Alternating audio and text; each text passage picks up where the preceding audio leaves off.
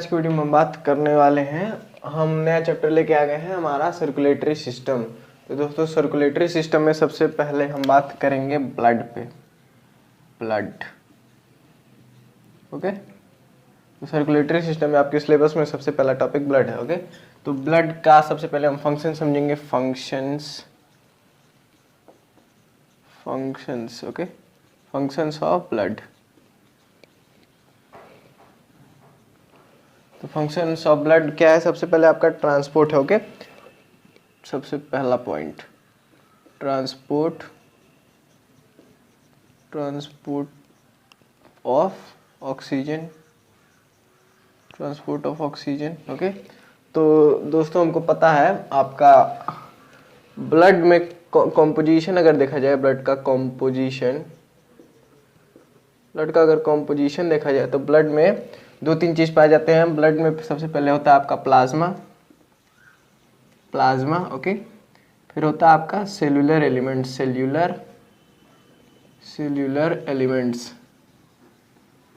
Okay.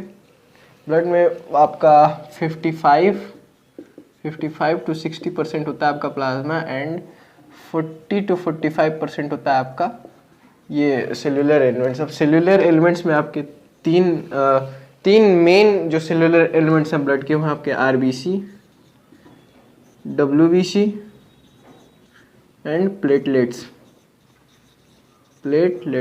Okay. RBC को erythrocytes भी कहते हैं, डब्ल्यूबीसी को ल्यूकोसाइट्स एंड प्लेटलेट्स को आपको कहते हैं thrombocytes, okay. Erythrocytes, leucocyte and thrombocytes, okay. तो आरबीसी जो है आपका, ये जो ट्रांसपोर्ट ऑफ ऑक्सीजन है, इसमें जो आपका हीमोग्लोबिन होता है ब्लड में, आपका एक और चीज होता है हेमोग्लोबिन आपका आरबीसी में ही पाया जाता है। हेमोग्लोबिन आपका आरबीसी में ही पाया जाता है। हेमोग्लोबिन आपका रेड कलर पिगमेंट होता है जो कि आपका ट्रांसपोर्टेशन ऑफ ऑक्सीजन में हेल्प करता है। ये ट्रांसपोर्टेशन ऑफ ऑक्सीजन में क्या होता है, जो आपका हेमोग्लोबिन ये जो आपका आरबीसी में हेमोग्लोबिन प्रेजेंट है, ये हेमोग्लोबिन ऑक्सीजन के साथ कंबाइन करके आपका बनाता है, ये हेमोग्लोबिन आपको ऑक्सीजन के साथ कंबाइन के बनाता है oxy haemoglobin, okay. Oxy haemoglobin, okay. तो ट्रांसपोर्ट ऑफ ऑक्सीजन में क्या होता है, जो हेमोग्लोबिन है आपका आरबीसी में, हेमोग्लोबिन एक रेड कलर पिगमेंट है, रेड कलर आरबीसी में आपका हेमोग्लोबिन पाया जाता है जो कि रेड कलर पिगमेंट होता है। जो ब्लड का रेड कलर होता है वह ड्यू टू हेमोग्लोबिन ही होता है, क्योंकि हेमोग्लोबिन एक रेड कलर पिगमेंट है जो कि आरबीसी में पाया जाता है, इसी की वजह से हमारा ब्लड का कलर रेड होता है, ओके। सो आरबीसी का मेन फंक्शन आपका क्या है, transport of oxygen, and second point आपका क्या है, transport of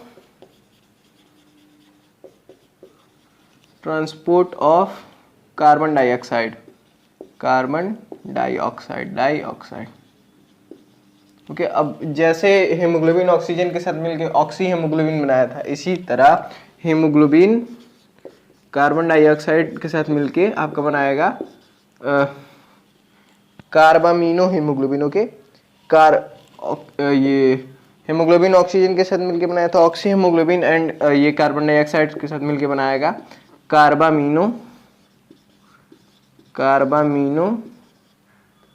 haemoglobin,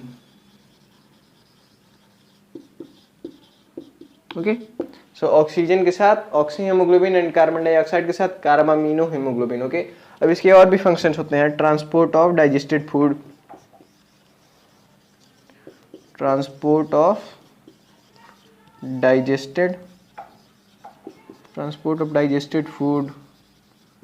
distribution of heat,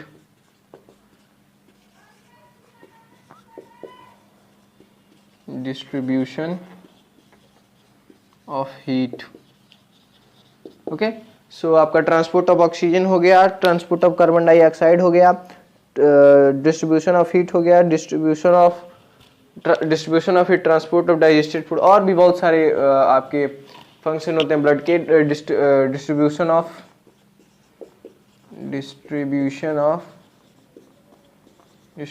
of hormones, distribution of hormone दोस्तों, जो हम जानते हैं हमारा एंडोक्राइन ग्लैंड्स है वो हमारे हार्मोन डायरेक्ट हमारे ब्लड में प्योर कर देते हैं। जो आपके एंडोक्राइन ग्लैंड्स हैं, एंडोक्राइन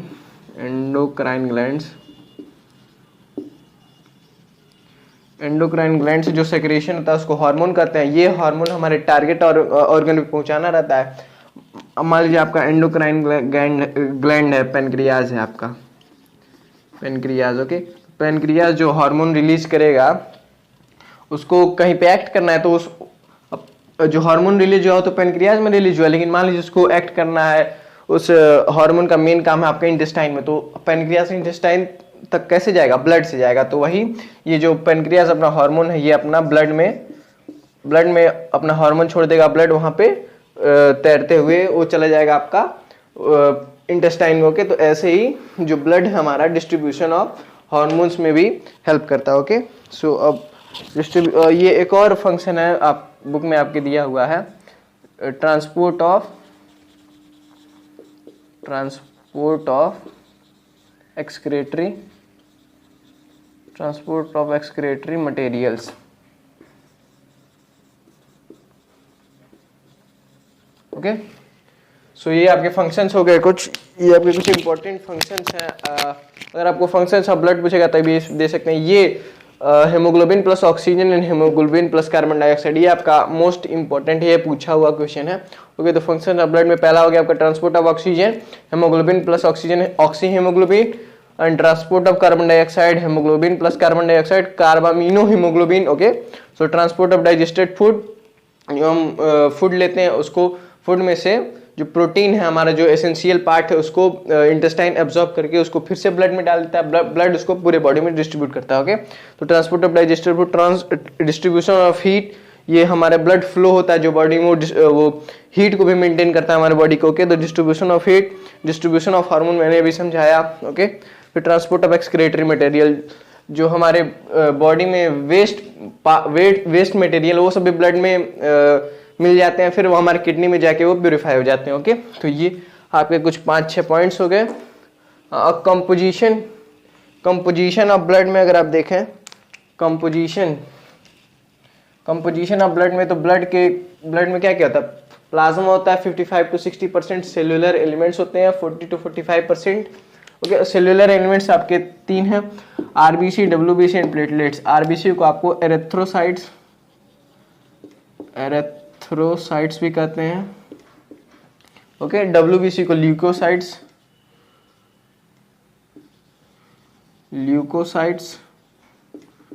एंड प्लेटलेट्स को थ्रोम्बोसाइट्स।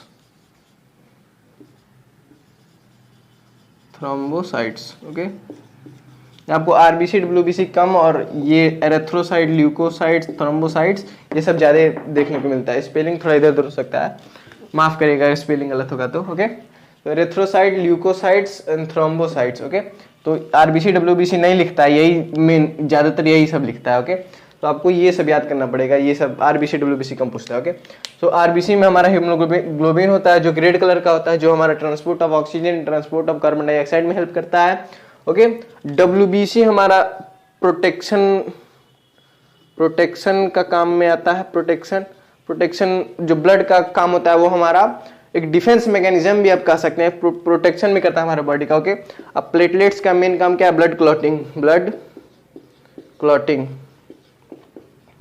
ओके, हमारा हम कहीं खेल रहे हैं, अगर गिर गए तो हमारा बॉडी इंजर्ड हो जाता है, तो वहां से खून गिरने लगता है। तो खून जब गिरता है तो खून गिरने को प्रिवेंट करने के लिए हमारा ब्लड जो होता है वहां पे प्लेटलेट्स जो होता है हमारे ब्लड को क्लॉट कर देते हैं, वहां पे जमा देते हैं। क्लॉटिंग मीन्स होता है जमा देता है, उसको वहीं पे ब्लड आपको बहने नहीं देगा, वहीं पे जमा देगा। आप देखेंगे कभी भी अगर आपको छोटा मोटा कहीं कट जाता है तो देखिएगा हल्का सा येलोइश कलर का आपका वहां पे क्लॉटिंग हो जाता है, तो वही प्लेटलेट्स होता है जो येलोइश कलर का क्लॉट कर देता है ब्लड को। ओके, सो अगर आपका प्रोटेक्शन ब्लड का आपका फंक्शन एक और है, ब्लड का फंक्शन आप एक और कह सकते हैं प्रोटेक्शन।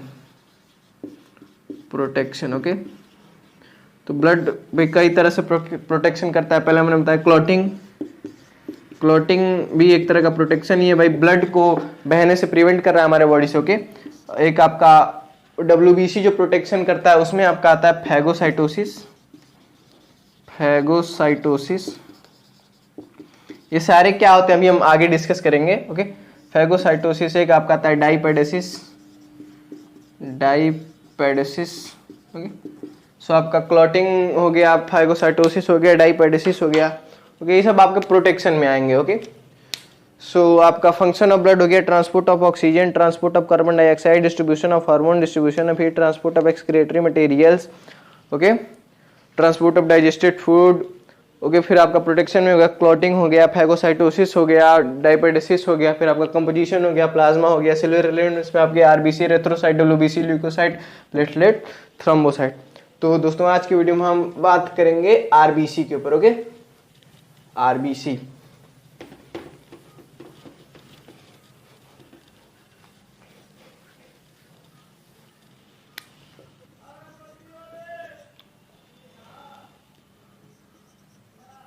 आरबीसी, आरबीसी को क्या कहते हैं? Erythrocytes.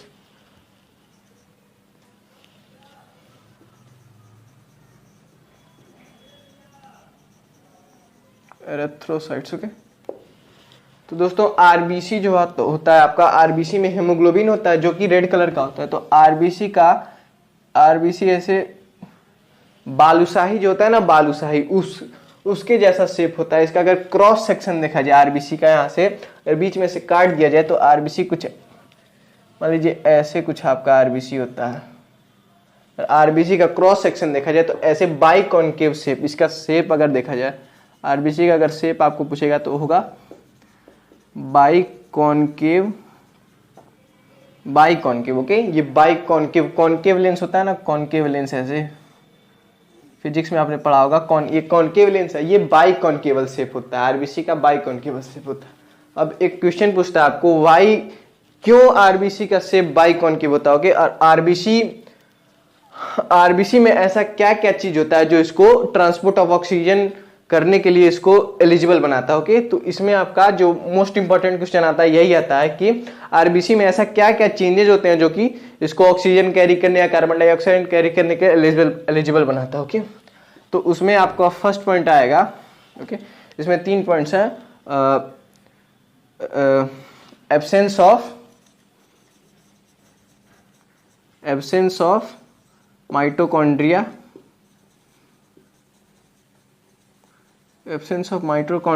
Okay, absence of endoplasmic reticulum, okay, and या थर्ड पॉइंट है आपका एब्सेंस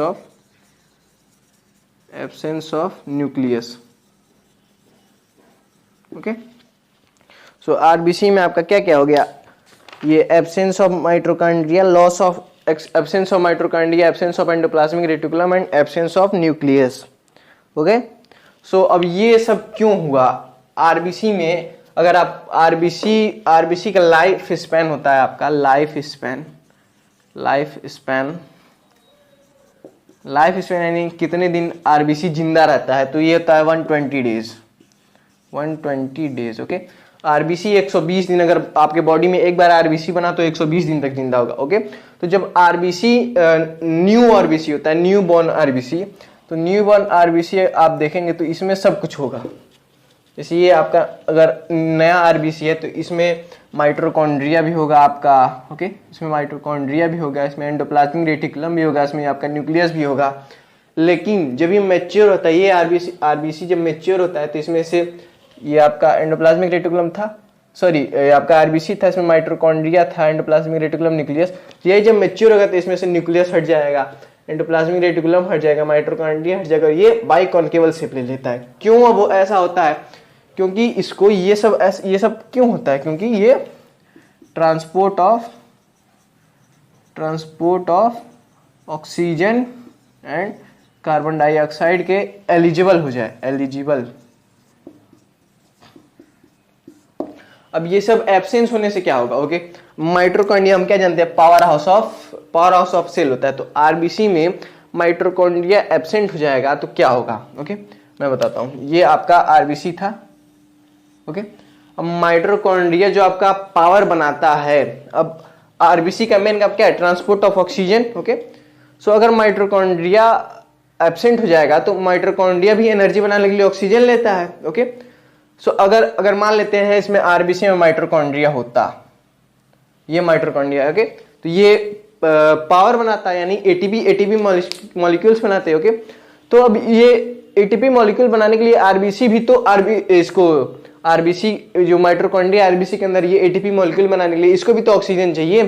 तो ये आरबीसी जो ऑक्सीजन ट्रांसपोर्ट करता, ये जो ट्रांसपोर्ट पूरे बॉडी में हमारा कैरी करता, ऑक्सीजन जो पूरे बॉडी में कैरी करता, उसमें से ऑक्सीजन ये माइटोकॉन्ड्रिया यूज करने लगता। ओके, तो इसलिए यानी जो ट्रांसपोर्ट ऑफ ऑक्सीजन होता है वो 100% ट्रांसपोर्ट हो जाए, माइटोकॉन्ड्रिया आरबीसी अपने लिए पावर बनाने के इसको यूज ना करे, इसलिए इसमें से माइटोकॉन्ड्रिया एब्सेंट है। अगर माइटोकॉन्ड्रिया रहता तो वो जो ऑक्सीजन कैरी कर रहा है उसमें से ऑक्सीजन लगता है यूज करने, तो इसलिए माइटोकॉन्ड्रिया आरबीसी में, मैच्योर आरबीसी में नहीं होता, न्यू बॉर्न आरबीसी में होता है। ओके, तो जब आरबीसी मैच्योर होता है तो उसमें से माइटोकॉन्ड्रिया हट जाता है। ऐसे ही एंडोप्लाज्मिक रेटिकुलम का क्या काम होता है हमारे बॉडी में, एंडोप्लाज्मिक रेटिकुलम का हमारे जो सेल होता है उसका फ्रेम वर्क होता है। ओके, फ्रेम वर्क, जो हमारे सेल का फ्रेम होता है, यानी जो शेप होता है वो एंडोप्लाज्मिक रेटिकुलम देता है। ओके, तो अगर हमारा जो आरबीसी है वो बाइकॉन्केव रहेगा, ओके, तो इसमें ज्यादा ऑक्सीजन आएंगे। अब अगर आपका आरबीसी ऐसे देखिए, आपका न्यू बॉर्न आरबीसी ऐसे, ओके, और ऐसे है, तो कौन सा ज्यादा एरिया है इसमें, ये इस वाले में एरिया जाते हो कि अगर एंडोप्लाज्मिक रेटिकुलम आपका सेल में से हट जाएगा तो और ज्यादा जगह हो जाएगा, और जो फ्रेमवर्क था वो फ्रेमवर्क हट जाएगा तो ज्यादा वॉल्यूम आपका आरबीसी बढ़ जाता है। तो एब्सेंस ऑफ एंडोप्लाज्मिक रेटिकुलम से क्या होगा, volume of RBC increases which helps in transport of more oxygen. Okay, अब माइटोकॉन्ड्रिया क्या है, माइटोकॉन्ड्रिया एब्सेंट हो जाएगा तो वो ऑक्सीजन अपने लिए नहीं यूज करेगा, पूरा ऑक्सीजन वो सप्लाई कर देगा। ओके, एंडोप्लाज्मिक रेटिकुलम एब्सेंस होता है वो किस लिए होता है, जो फ्रेमवर्क है, यानी to provide large surface area. Okay, and absence of nucleus, अब इसमें न्यूक्लियस था, ओके, तो न्यूक्लियस भी कुछ जगह ले रहा था, अब इसमें न्यूक्लियस नहीं है तो और एरिया प्रोवाइड करेगा, तो इस एब्सेंस ऑफ न्यूक्लियस का भी क्या होगा, to provide large surface area. Okay, तो आरबीसी का शेप आपका क्या है, biconcave shape, and life span 120 days, and mature RBC में ये सब नहीं होता, ये सब जो absence of mitochondria, absence of endoplasmic reticulum, absence of nucleus, ये सब मैच्योर आरबीसी में नहीं होता, न्यू बॉर्न आरबीसी में सब होता है, and life span 120 days. Okay, and haemoglobin, RBC में हीमोग्लोबिन होता है रेड कलर का। ओके, ये जो 3 पॉइंट है ये आपका पूछ ही देता है। ओके, ओके, हाँ, एक और क्वेश्चन आपको पूछता है कि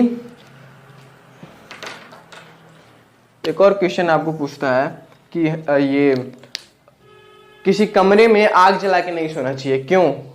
क्योंकि देखिए जब फायर बर्न होगा, फायर जो होता है आपका, ये जो फायर आपका बर्न होता है फायर, तो इसमें से निकलता है carbon monoxide, carbon monoxide. Okay, carbon monoxide ये, अब जैसे हमारा हीमोग्लोबिन, जो हमारा हीमोग्लोबिन था, हीमोग्लोबिन ऑक्सीजन के साथ कंबाइन करके क्या बनाता था, oxy haemoglobin, and haemoglobin carbon dioxide के साथ मिलकर क्या बनाता था, carbamino haemoglobin. Okay, so oxygen के साथ ऑक्सी हीमोग्लोबिन, कार्बन डाइऑक्साइड के साथ कार्बामिनो हीमोग्लोबिन। तो ये जो हीमोग्लोबिन के साथ ऑक्सीजन कार्बन डाइऑक्साइड था, ये मान लीजिए ये आपका ऑर्गन है, ये आपका हार्ट था, ये आपका अगर ऑर्गन है तो यहाँ पे ऑर्गन पे ये हीमोग्लोबिन के साथ ऑक्सीजन कंबाइन होके आया, अब यहाँ पे हीमोग्लोबिन और ये आपका ऑर्गन में हीमोग्लोबिन और ऑक्सीजन आया। ओके, अब ये ऑक्सीजन ये ऑर्गन को मिल जाएगा, हीमोग्लोबिन, अब यहाँ पे जो कार्बन डाइऑक्साइड रिलीज हुआ वो कार्बन डाइऑक्साइड के साथ हीमोग्लोबिन कंबाइन करके वापस चला जाएगा। ओके, ठीक, यानी हीमोग्लोबिन ऑक्सीजन के साथ और कार्बन डाइऑक्साइड से जब जुड़ता है तो ये अलग भी हो सकता है, यानी ये फर्दर ये जो रिएक्शन होता है ये इसको ऐसे लिखा जाता है, यानी ये बनते भी हैं टूटते भी, यानी ये फर्दर हीमोग्लोबिन और ऑक्सीजन में टूट जाता है, ये भी further haemoglobin and carbon dioxide में टूट जाता है। हाँ, अब जब फायर बर्न होता है कमरे में, अगर आप बंद कमरे में आग जला के सोए तो उसमें से निकलता है कार्बन मोनोऑक्साइड, और ये कार्बन मोनोऑक्साइड जब हम सांस लेंगे तो हमारे बॉडी में जाएगा, और ये कार्बन मोनोऑक्साइड जब हमारे हीमोग्लोबिन से जुड़ता है तो ये बनाता है carboxy haemoglobin, carboxy haemoglobin. Okay, तो जब कार्बन का फायर जल रहा है कमरे में, हम सांस लिए, हमारे बॉडी में गया, अब वो कार्बन मोनोऑक्साइड हीमोग्लोबिन के साथ जुड़ के कार्बोक्सी हीमोग्लोबिन बनता है। और कार्बन मोनोऑक्साइड का हीमोग्लोबिन के साथ जुड़ने का एफिनिटी जो होता है वेरी स्ट्रॉन्ग। ये जो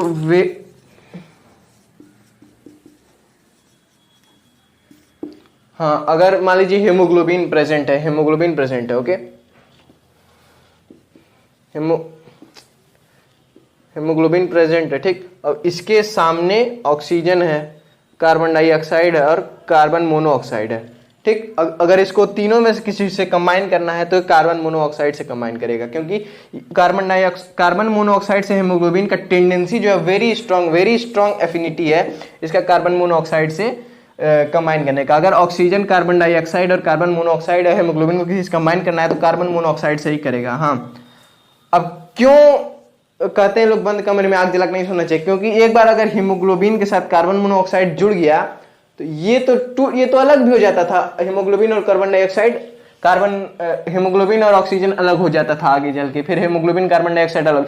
ये नहीं अलग होता। ये आपका एक बार बन गया तो आपका ये एक हीमोग्लोबिन ले गया, आपका बर्बाद कर दिया उसे, ये कभी आगे टूटता नहीं है। तो यानी ये जो हीमोग्लोबिन था आपका, वो तो अब ऑक्सीजन कार्बन डाइऑक्साइड कैरी करने से हो गया, अब कैरी कर ही नहीं पाएगा क्योंकि ये कार्बन मोनोऑक्साइड से जुड़ गया, ये नहीं छूटता। ये अगर एक बार जुड़ गया तो फिर जुड़ गया, ये आपका एक हीमोग्लोबिन बर्बाद कर दिया। तो इसलिए बंद कमरे में आग जला के नहीं सोना चाहिए। ओके, सो ये आपका रीजन हो गया। ओके, तो आइए इस वीडियो को समरअप करते हैं। तो फंक्शन ऑफ ब्लड में क्या हो गया आपका? Transport of oxygen, transport of oxygen, haemoglobin oxygen के साथ मिलकर oxy haemoglobin and haemoglobin carbon dioxide से मिलकर carbamino haemoglobin. Okay, transport of digested food, फिर distribution of heat, transport of excretory material, फिर कंपोजिशन ऑफ ब्लड में क्या है? प्लाज्मा है 55 to 60%, सेलुलर एलिमेंट्स आपका आ जाएगा RBC, erythrocyte, WBC, leucocyte, platelets, thrombocytes. Okay, haemoglobin में आरबीसी में आपका हीमोग्लोबिन होता है, डब्ल्यूबीसी प्रोटेक्शन में होता है, प्रोटेक्शन में आपका क्लॉटिंग, प्लेटलेट्स आपका ब्लड क्लॉटिंग करते हैं। अब ब्लड का जो प्रोटेक्शन का काम है वो है क्लॉटिंग, फैगोसाइटोसिस, डायपेटिसिस। ये जो फैगोसाइटोसिस एंड डायपेटिसिस ये डब्ल्यूबीसी आपका डब्ल्यूबीसी परफॉर्म करते हैं। हम आगे आने वाले वीडियो में हम डब्ल्यूबीसी पे बात करेंगे। ओके, सो ये आपका कार्बन मोनोऑक्साइड से हीमोग्लोबिन कंबाइन करके कार्बोक्सी हीमोग्लोबिन बनाता है। ये कभी नहीं टूटता, ये दोनों तो टूट भी जाते हैं, ये नहीं टूटता, ये आपका एक हीमोग्लोबिन बर्बाद कर देगा। ओके, ये आरबीसी क्यों एफिशिएंट है ऑक्सीजन कैरी करने के लिए? तो आप absence of mitochondria, absence of endoplasmic reticulum, absence of nucleus. Absence of mitochondria क्या होगा? अब ये ऑक्सीजन अपने लिए नहीं यूज करेगा, सारा ऑक्सीजन सप्लाई कर देगा। Okay, absence of endoplasmic reticulum provide large surface area, absence of nucleus provide large surface area. Okay, life span of RBC 120 days. Mature RBC में ये तीनों, सॉरी न्यूबॉर्न आरबीसी में माइटोकॉन्ड्रिया भी होगा, एंडोप्लाज्मिक रेटिकुलम भी होगा, न्यूक्लियस भी होगा। मैच्योर आरबीसी में नहीं होता और उसका शेप कैसा हो जाता है? बाइकॉन्केवल शेप हो जाता है। ओके, ये आपका इंपॉर्टेंट है, ये पूछ ही लेता है लगभग। ओके, तो दोस्तों आज की वीडियो के लिए बस इतना ही। हम आगे आने वाले वीडियो पे डब्ल्यूबीसी पे बात करेंगे। ये फैगोसाइटोसिस एंड डायपेटिसिस क्या होता है और प्लेटलेट्स ब्लड क्लॉटिंग कैसे करते हैं, इस पे बात करेंगे। तब तक के लिए हमारे साथ बने रहिए। धन्यवाद।